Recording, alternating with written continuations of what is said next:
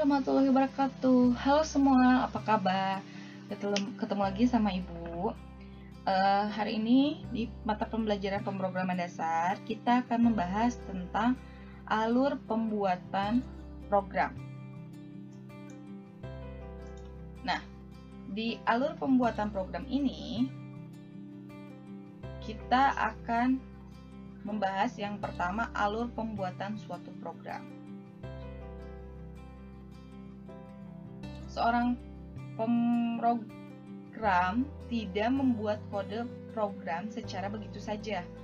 Pembuatan program mengikuti perencanaan dan metodologi terstruktur yang memisahkan proses suatu aplikasi menjadi beberapa bagian. Berikut ini langkah-langkah sistematis dasar dalam menyelesaikan permasalahan pemrograman.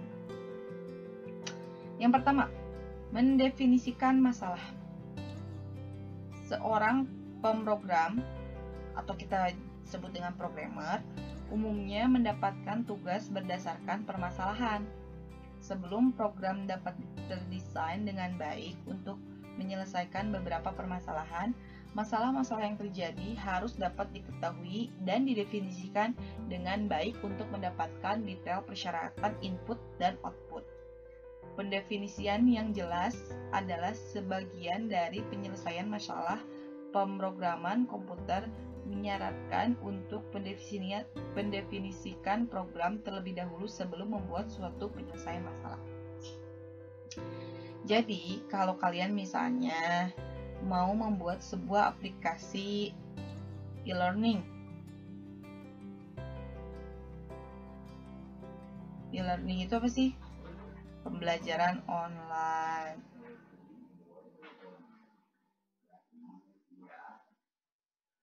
Atau mau membuat program kasir, Alfamart. Nah, adanya program ini dibuat karena ada sebuah masalah. Contohnya, pembelajaran e-learning itu dibuat karena apa? Karena kebutuhan dokumentasi. Apa yang disebut dengan kebutuhan dokumentasi? Kalau guru memberikan materi di WhatsApp, itu bisa kelelep gitu ya, dengan chat-chat yang lain. Jadi dibutuhkanlah e-learning. Lalu kebutuhan untuk ulangan, kebutuhan untuk mempermudah penilaian, dan lain sebagainya. Yang kedua, jika studi kasusnya adalah program kasir, maka masalah-masalahnya itu apa aja sih? Nah, yang pertama, kemudahan untuk menghitung stok. Jadi dibuatlah program kasir. Bayangkan kalau misalnya kasirnya itu menggunakan nota. Notanya harus direkap setiap hari, harus direkap setiap bulan, lalu mengurangi stok. Tidak akan mudah jika ditanya misalnya stok mie goreng Indomie ada berapa. Si kasir ini harus mengecek satu-satu notanya. Nah, karena ada masalah tersebut, maka dibuatkan program komputer yang dimana ketika Indomie itu di barcode-nya di-scan barcode, maka langsung akan mengurangi stok di komputer. Itu mendefinisikan masalah. Jadi di program itu dibuat atas adanya sebuah masalah. Tidak mungkin atas tidak adanya masalah. Bu, kalau misalnya programnya pemindai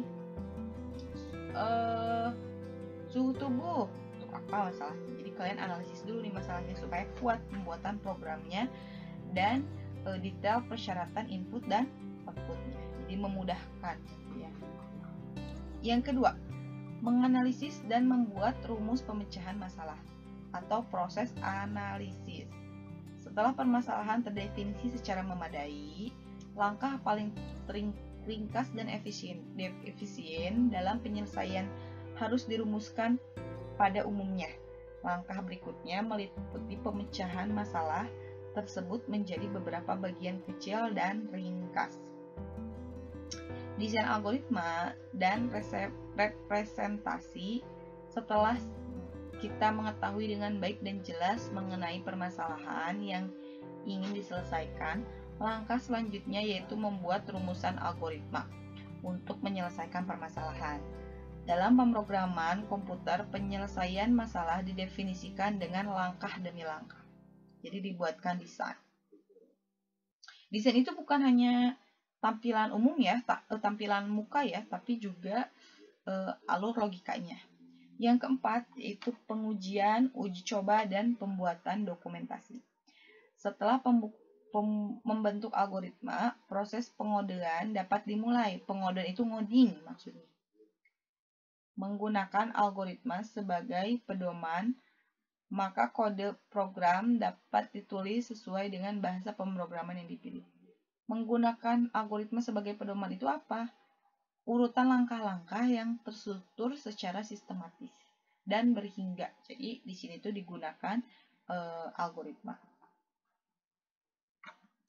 Setelah menyelesaikan seluruh kode program, langkah selanjutnya menguji program tersebut apakah telah berfungsi sesuai tujuan untuk memberikan suatu solusi dalam menyelesaikan suatu masalah.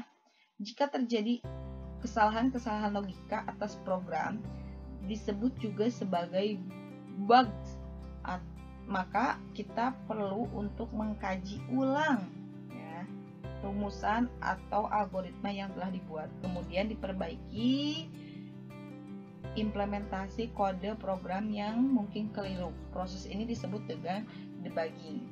Terdapat dua tipe kesalahan error yang akan dihadapi seorang pemrograman, yaitu compile time error dan runtime error. Compile time error muncul jika terdapat kesalahan penulisan kode program. Compile akan mendeteksi kesalahan yang terjadi sehingga kode tersebut tidak akan bisa dikompilasi adapun runtime error muncul pada saat program tersebut dieksekusi. Bisa terjadi karena ada kesalahan dalam pembuatan algoritma atau kesalahan penerjemahan algoritma menjadi sebuah program. Biasanya runtime error ini salah ngetik, kurang titik koma, itu akan memunculkan runtime error ketika dieksekusi. Pada saat pembuatan program, perlu juga dilakukan dokumentasi. Dokumentasi adalah catatan tertulis tentang hal-hal yang penting pada saat pembuatan program. Dokumentasi antara lain berisi catatan algoritma yang digunakan, fitur-fitur yang berhasil dikembangkan atau yang gagal diimplementasikan, berikut kendalanya, cara instalasi atau menjalankan program, dan hal lain yang perlu diketahui pada saat pembuatan program. Dokumentasi ini akan berguna nanti pada saat program akan dikembangkan lebih lanjut. Jadi ini mah proses pengarsipan programnya. Nah, sekarang Ibu akan menjelaskan tentang kegunaan coding di decoder.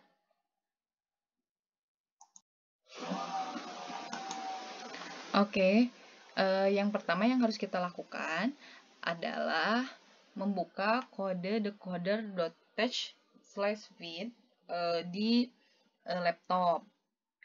Nah, pastikan kalau kalian menggunakan di laptop sudah connect ke internet. Tapi kalau tidak punya laptop, kalian bisa mengerjakan ini di handphone kalian. Yang penting ada koneksi internet.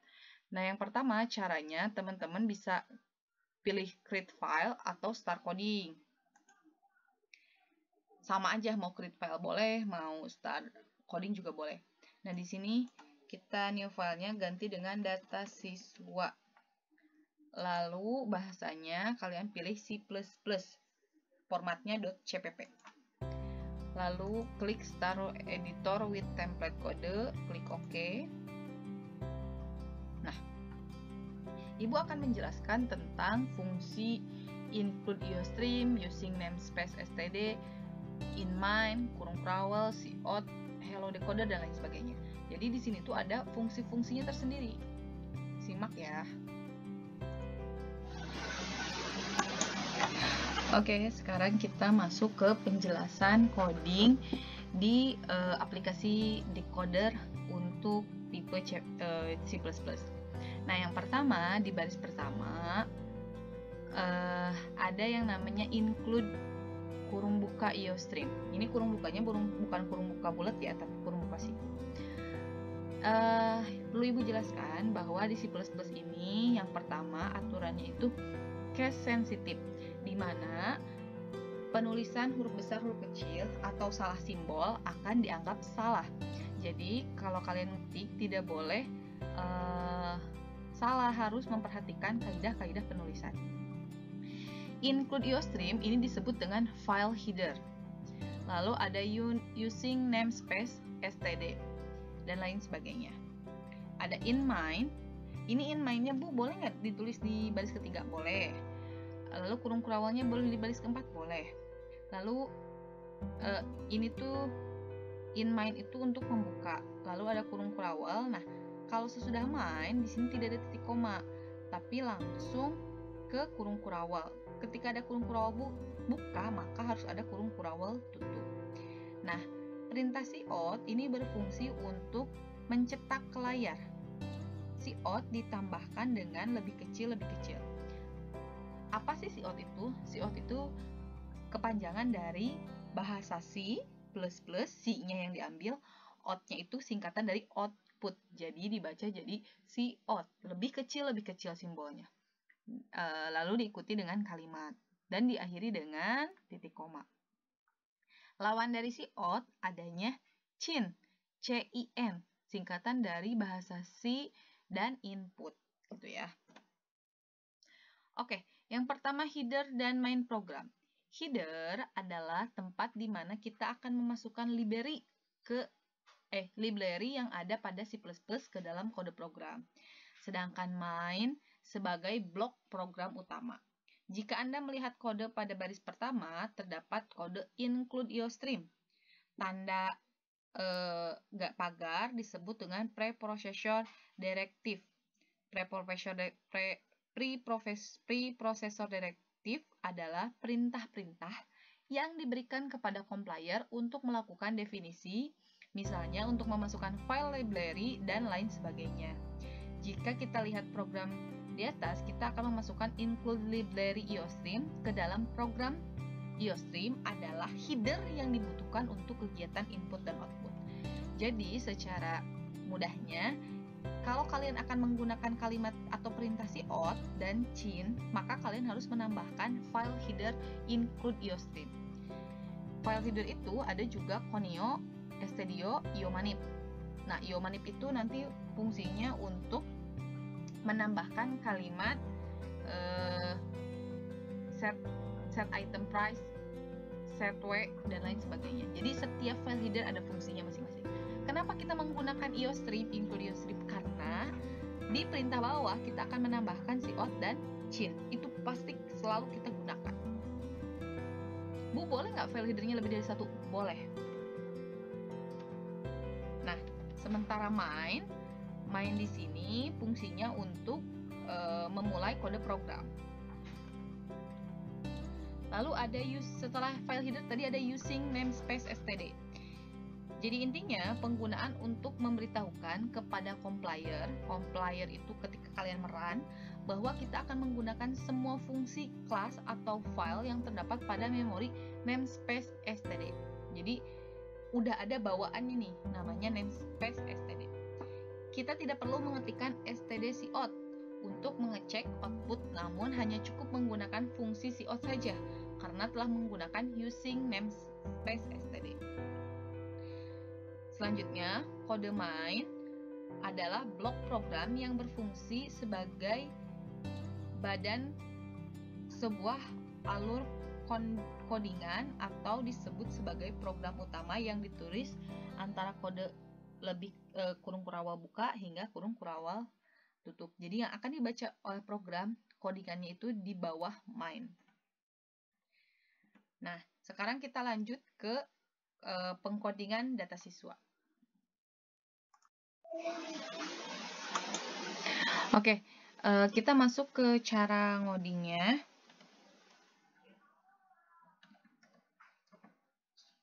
Tunggu Ibu perbesar dulu layarnya ya.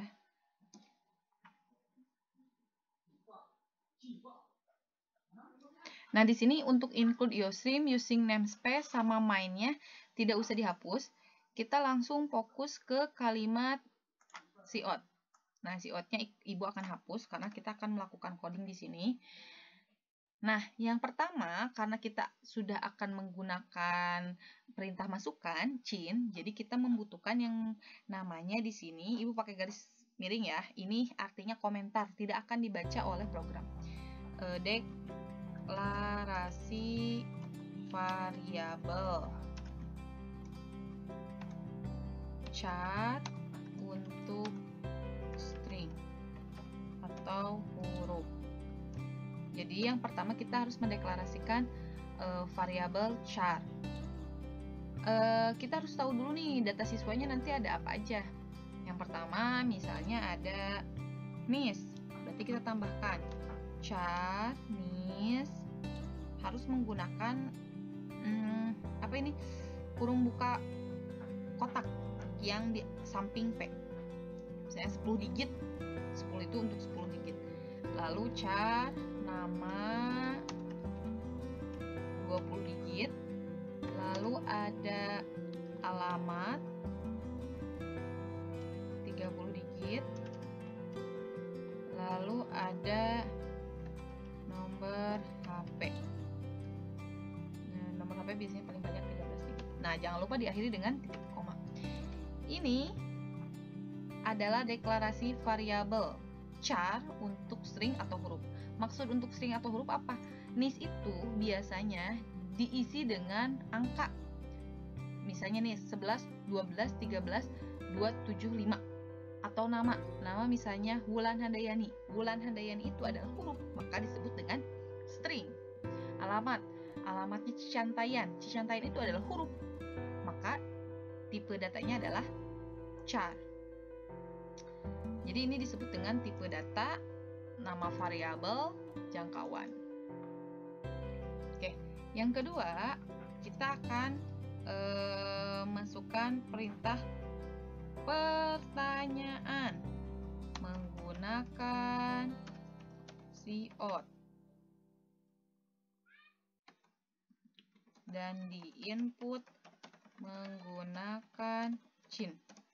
Ini yang garis miring 2 tidak usah kalian ketik ya, tidak usah kalian coding. Oke, cout lebih kecil tanda kutip, pasti seperti ini. Data siswa, jangan lupa NDL. Nah, ini hanya judul saja. Yang kedua, cout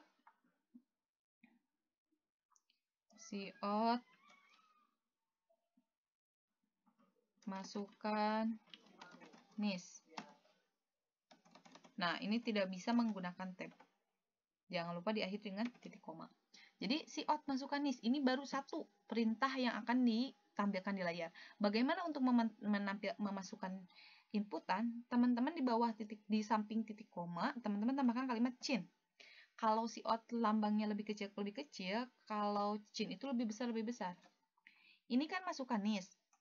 Maka kalian panggil nis di atas. Di sini cin nis. Kalau cin tidak usah diakhiri dengan ENDL. Selanjutnya, cout masukkan nama.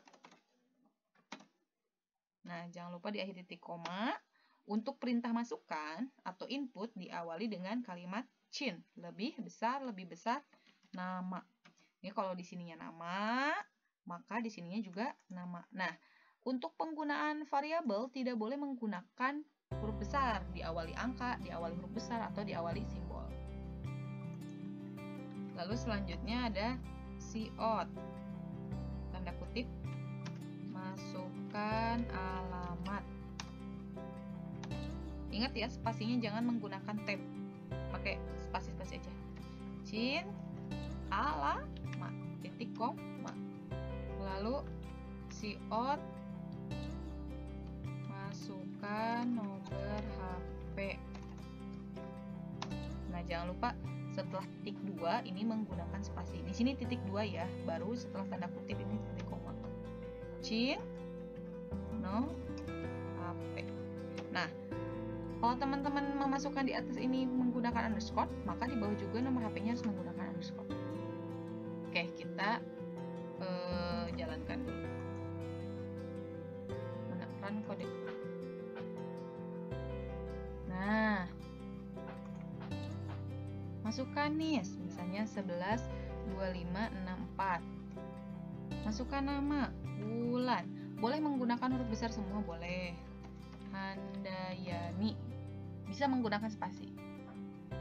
Oh, sorry. Tidak bisa menggunakan spasi. Kalau kalian nanti namanya mau menggunakan spasi, maka di sininya jangan pakai perintah chin. Ada yang namanya perintah get. Kan nama nanti ada spasinya ya. Maka tambahkan perintah get. Kalau menggunakan chin, ketika di inputnya tadi ada spasi, ulan spasi Handayani, maka programnya akan error. Coba kita coba dulu ya. Oh, nggak bisa. Atau kita pakai chin dulu aja. Oke. Berarti kita hanya bisa menginput tanpa spasi. Masukkan nis 11 25 64. Masukkan nama ulan. Jangan menggunakan spasi ketika inputnya. Alamat Paledang. Masukkan nomor HP. Oke, proses finish. Paham ya? Kalau kemarin hanya menampilkan, tidak ada proses input, sekarang ada proses input. Apa yang disebut proses input? Ketika run atau ketika dijalankan, teman-teman bisa mengisi. Dan ini ketika di close outputnya, kita run lagi, teman-teman boleh memasukkan data yang berbeda. Data yang tadi tidak tersimpan. Misalnya namanya Ucup. Ucup rumahnya di Cibadak. Nomor HP-nya misalnya gitu. Ketika di enter, maka proses finish. Nah, paham ya? Selanjutnya, codingannya, kita akan memasukkan yang namanya perintah keluaran.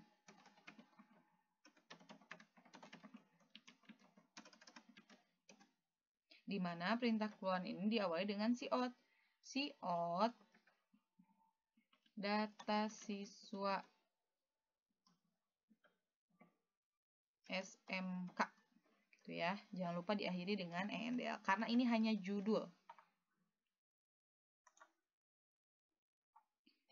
Cout lebih kecil tanda kutip yang pertama nis. Nis siswa. Jadi jangan disamain kalimatnya dengan yang atas. Kalau ini untuk mencetak. Kalau di atas itu untuk input menggunakan chin, maka di bawah menggunakan lebih kecil. Tidak diakhiri dengan titik koma ya, setelah tanda kutipnya langsung dipanggil itu nis. Nis, jangan lupa diakhiri dengan ENDL. Lalu cout lebih kecil tanda kutip nama siswa. Ini langsung lebih kecil nama ENDL. Lalu cout lebih kecil alamat. Nah, ini berarti lebih kecil alamat. Lalu cout. Untuk di dalam kutip ini boleh menggunakan spasi ya. Nomor HP. Maka di sini no underscore HP. Jangan lupa ENDL. Nah, perintah keluaran ini akan mencetak hasil dari yang kita inputkan di atas. Kita coba ya. Masukkan nis 14, 15, 16. Masukkan nama Udin. Udin alamatnya nih Batu Nunggal. Nomor HP-nya 1234566 sekian. Ketika kita tekan enter, maka di bawahnya akan muncul nis, nama, alamat, HP yang kita isikan di atas. Nah, data siswa SMK 14, 15, 16 betul. Namanya Udin, betul. Alamatnya di Batu Nunggal, betul. Nomor HP-nya sekian. Jadi, ini disebut dengan proses input. Ini disebut dengan proses output. Nah, teman-teman silahkan diperhatikan dulu codingannya. Apa bedanya sih input dan output? Kalau input itu diakhiri dengan titik koma dan chin, dipanggil nama variabel. Ini disebut dengan nama variabel ya, NIS, nama, alamat, nomor HP. Bu, boleh nggak? Saya misalnya di sininya nama, di variabelnya mau N doang. Boleh kalau di sini N, maka di sini juga berubah jadi N, di bawah juga berubah jadi N. Gitu ya. Jangan ininya N, tapi bawahnya masih nama dan nama. Itu tidak nyambung. Jadi nilai penampungnya itu N, maka di bawahnya juga N, di bawahnya juga N lagi. Ibu jelaskan lagi. Barusan ke perbedaannya di sini menggunakan titik koma cin, NIS. Kalau di bawah langsung menggunakan lebih kecil, NIS. Nah, teman-teman silahkan buat sama seperti Ibu. Boleh dimodif latihannya. Misalnya saya mau menambahkan nama orang tua, mau menambahkan nomor WhatsApp, dan lain sebagainya juga boleh. Silahkan ditulis codingannya di buku untuk memperkuat kalian kalau mau lihat itu lebih gampang gitu ya. Itu saja penjelasan dari Ibu. Terima kasih banyak. Assalamualaikum warahmatullahi wabarakatuh.